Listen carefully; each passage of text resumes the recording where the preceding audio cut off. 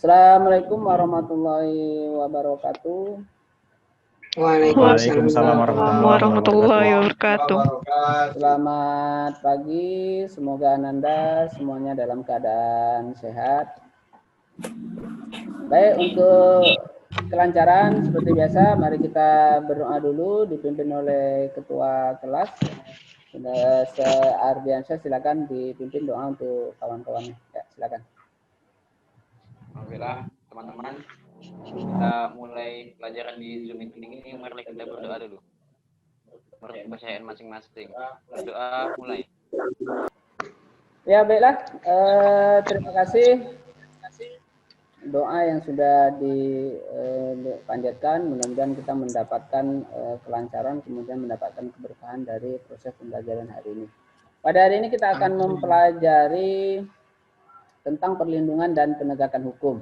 Ya, namun sebelum kita masuk di situ, untuk absensi akan melihat dari daftar hadir di Zoom Meet sekarang. Jadi kalau yang tidak hadir berarti ya tidak ada ya pada hari ini.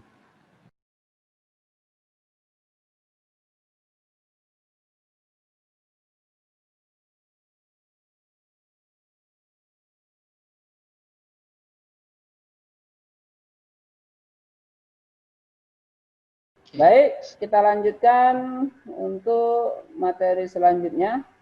Materi pokok untuk hari ini yaitu berkenaan dengan perlindungan dan penegakan hukum. Sebelum masuk mengenai perlindungan dan penegakan hukum, di sini Bapak sajikan pengertian hukum secara umum. Hukum secara umum adalah peraturan yang berupa norma dan sanksi yang dibuat dengan tujuan untuk mengatur tingkah laku manusia, menjaga ketertiban, keadilan, serta menjaga terjadinya kekacauan. Itu pemahaman hukum secara umum. Baik, di sini Bapak sajikan gambar pertama tentang hukum. Ya, jadi apa yang bisa kalian sampaikan kalau melihat gambar tentang ini? Coba siapa yang mau menyampaikan pendapatnya kalau menganalisis gambar ini? Silakan. Saya Pak. Hanan, ya silakan.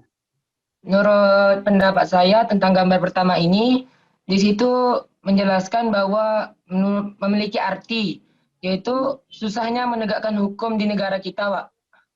Ya, bagus. Kalau menurut saya, Pak, gambar ini yaitu orang yang memakai Microsoft berarti susah memantau pelaksanaan hukum, Pak. Susah memantau pelaksanaan hukum. Ya, ada yang lain yang mau menambahkan?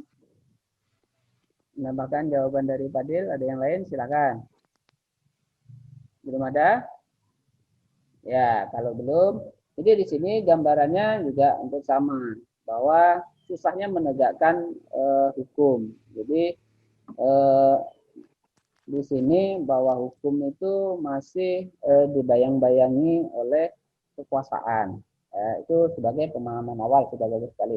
Kita lanjutkan masuk ke pengertian perlindungan dan penegakan hukum. Konsep perlindungan dan penegakan hukum Bapak sajikan dari dua orang tokoh, yaitu menurut Andi Hamzah dan Simanjuntak. Selanjutnya unsur perlindungan hukum dan penegakan hukum. Itu yang pertama adalah adanya perlindungan dari pemerintah kepada warganya.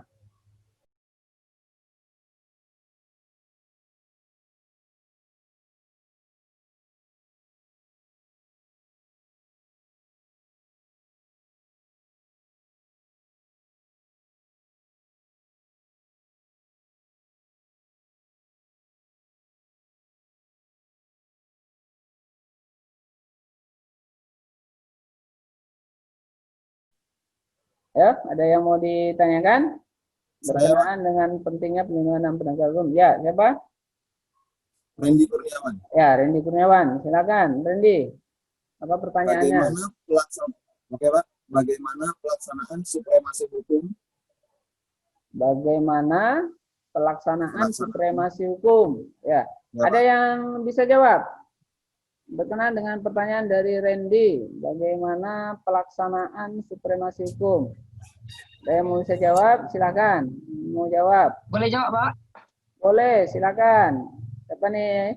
Hanan, ya Hanan, Pak. silakan. Hanan. Hanan.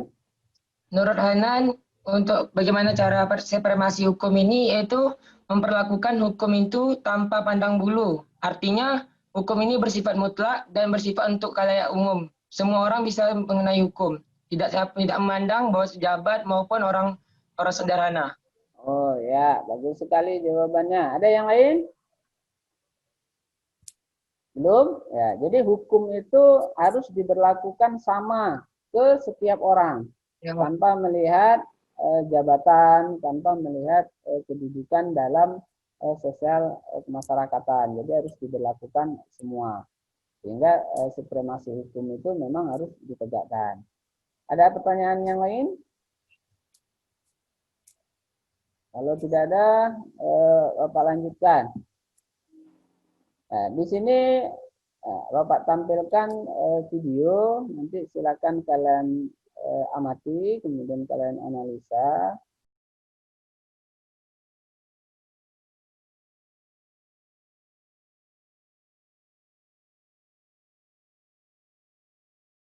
Materi berikutnya kita masuk ke faktor yang mempengaruhi penegakan hukum.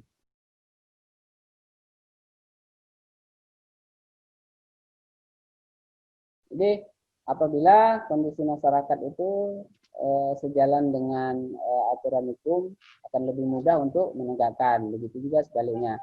Kita lanjutkan. Di sini Bapak akan menyertakan contoh perilaku yang bertentangan dengan hukum. Kita akan Bapak sajikan gambar. Jadi silakan dianalisa. Ini gambar yang pertama.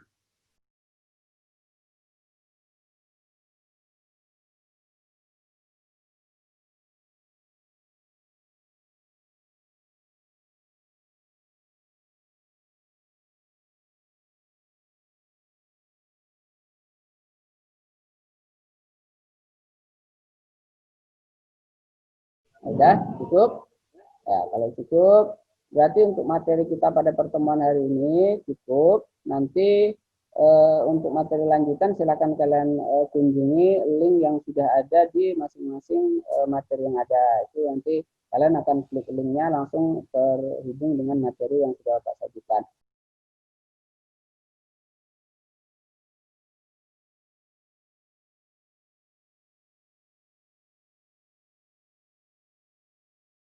Baik, sebelum Bapak tutup untuk pertemuan kali ini, untuk minggu besok kita akan mengadakan diskusi. Ya, pertemuan kita pada minggu berikutnya kita akan melakukan diskusi. Di sini sudah Bapak bagi menjadi 6 kelompok. Dan ini masing-masing nama kelompoknya sudah ada.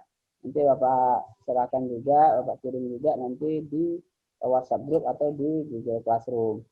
Jadi teknis tugas kita pada besok masuk di pertemuan ke depan, kita akan melakukan diskusi melalui grup WhatsApp. Jadi masing-masing kelompok yang sudah ada ini silakan dibuat grup WhatsApp kecil ya, untuk melakukan diskusi kelompok kecil. Ya, paham di sini? Siap, Pak. Paham, Pak. Ya. Baik, Siap, kalau sudah untuk pertemuan kita pada hari ini, Bapak rasa cukup. Kita lanjutkan pada pertemuan berikutnya. Kalau nanti masih ada pertanyaan yang kurang paham dan lainnya, boleh silakan kalian tanyakan di grup atau chat pribadi dengan Bapak juga tidak masalah. Jadi untuk hari ini, untuk menutup, Bapak pimpin saja doanya atas kelancaran dan keselamatan yang diberikan terhadap kita. Mari kita mengucapkan Alhamdulillahirabbil alamin secara bersama-sama. Alhamdulillahirabbil alamin. Ya, sekian. Terima kasih. Bapak akhiri. Assalamualaikum warahmatullahi wabarakatuh. Waalaikumsalam warahmatullahi wabarakatuh. Ya.